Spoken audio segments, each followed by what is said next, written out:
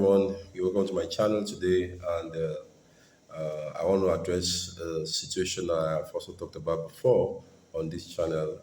I made a video some times ago telling beginners how to identify pregnant rabbit and confirm pregnancy and successful crossing in their female rabbits. Most beginners don't know how to palpate rabbits, so they cannot tell if the fetus has been growing, especially when it's about 2 weeks after a successful crossing has been done.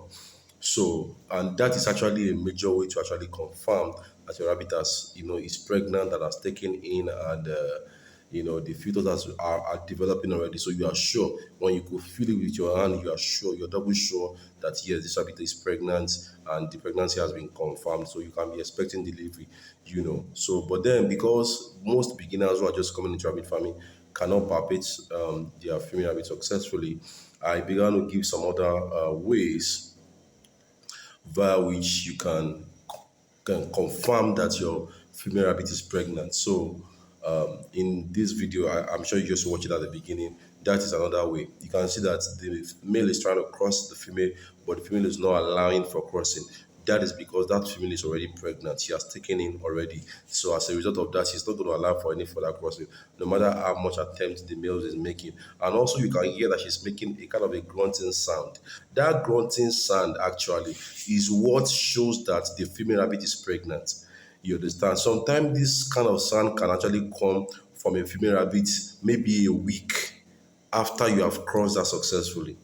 And sometimes it can even come from the third day because fertilization takes place in rabbits in 24 hours after crossing, right? So after fertilization, she has taken in already, so she will not allow for crossing. But some rabbits will not make that sound, but they will not allow the brock to cross them. No matter how much he makes an attempt, he will just be wasting his efforts and wasting his semen because it will not penetrate successfully because he cannot do that twice. You understand? So when you see this experience of the rabbits rejecting the buck consistently and also making that sound, now you know that your female rabbit is already pregnant and you want to separate her from the buck, put her in her own cage, and when it's exactly maybe like 10 or 7 days to delivery, you put a nest box there. The idea of putting a nest box there early is just to help the female rabbit to get used to the nest box. They have instinct. We relate with animals based on their instinct. And rabbits are very, very good instinct animal. They understand what you're trying to say. They know that you're trying to tell them to give birth inside that nest box because rabbits oftentimes will not give birth in an open place. They look for a secret place to give birth. So the nest box that you have put in their cage is like a secret place. It's somewhere that is not completely open inside that cage. So they will go inside that place and give birth. What are they doing though? So they are doing so to protect their babies from any kind of vulnerability or attack whatsoever. So she will go into the nest box and deliver. So when you put the nest box few days, some days before she delivers, she will understand that this is where you want her to deliver. And sometimes you even see her when she's close to delivery, packing the stuffs, with which she wants to deliver and putting, them in her mouth and all that. So just like you can see. So when you see all of this kind of sign, you know that she's about to deliver. So, and in preparing for your rabbit delivery, number one thing is that you want to ensure that your rabbit is well fed because your rabbit is pregnant, she's growing as a matured female, and her babies are also growing inside of her. So she needs enough nutrient. She needs as much nutrient as she can get because it is what she's eating that will determine what the babies inside would receive from her.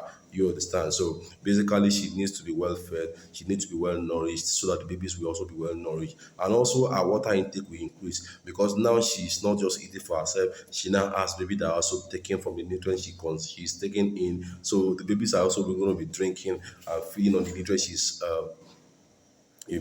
ingesting, and so that will require her to take more water. And I always encourage people to give multivitamin to their pregnant rabbit twice a week. You can do it maybe like on a Monday or on a Friday. You can use iTop, you can use Mega Yield, you can use Mazi Yield. I personally like Mazi Yield anyway, but you can use any of the ones I've mentioned right now. So also when your rabbit is pregnant, you want to give your rabbit green in between the days. Personally, on our farm, we don't give rabbit green every day because we have a very good quality rabbit feed, which we also sell anyway. My number is on the screen. If you want to get good rabbit feed, you can actually get in contact with us and get your rabbit feed from us. So our rabbits are on concentrated formulated feed on a daily basis. You understand? And that is because that is what contains the nutrients and the nourishment they need. You understand?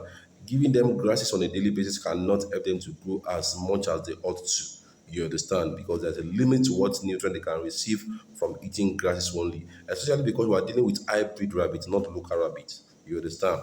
So just like we have broiler chicken and we have local chicken, the local chicken can actually go from they can trek from mile two and go to maybe Oshodi or anywhere, But then when it comes to the broiler chicken, you have already confiscated them inside a cage, you have limited them, and what they will be surviving on now will be based on what you are feeding them. And as you know, in the case of broiler chicken, when you feed your broiler well, you see it growing well. The same thing applies to rabbits. You can't be giving them grasses alone and expect them to grow very well. They will not grow very well. However, there are vitamins and minerals that are contained in grasses as well, So because of that, you want to make that available to your pregnant rabbit, including when she's nursing as well, because they love the idea of chewing, and also the fact that the chlorophyll that is in the plant is also beneficial to them, So even if it is in between some days, you want to make sure that you make green grasses available to her,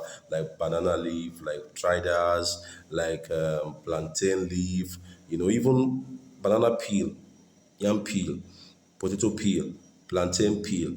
Those are very good for your rabbit. They are very nourishing. You understand? So, so these things are very important. Clean water every 24 hours and feed for your rabbit daily.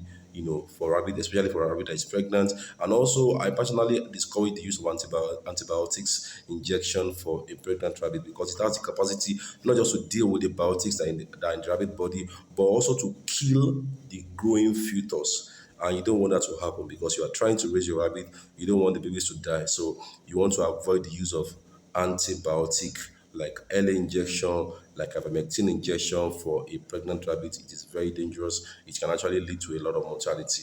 You understand? There are situations whereby there could be severity of maybe it's a particular situation or the other in the rabbit, and maybe it could be needed, but honestly, I still would not encourage it. You understand? Especially in the first early 2 or 3 weeks of the pregnancy, it is not safe. It's not safe. So that your rabbit does not end up giving birth to a lot of stillbirth.